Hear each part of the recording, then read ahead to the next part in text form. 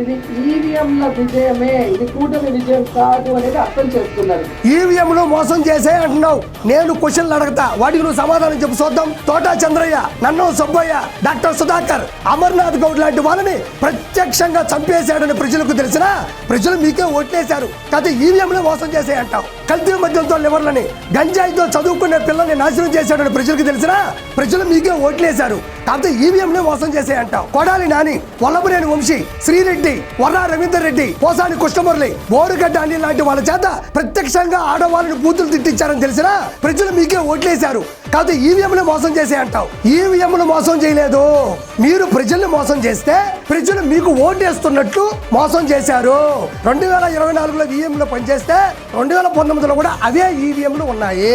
కాబట్టి మైండ్ పెట్టుకుని మాట్లాడు. నీ డ్రామాలు జూనియర్స్ ముందు ఆడు, పొలిటికల్ సీనియర్స్ ముందు కాదు.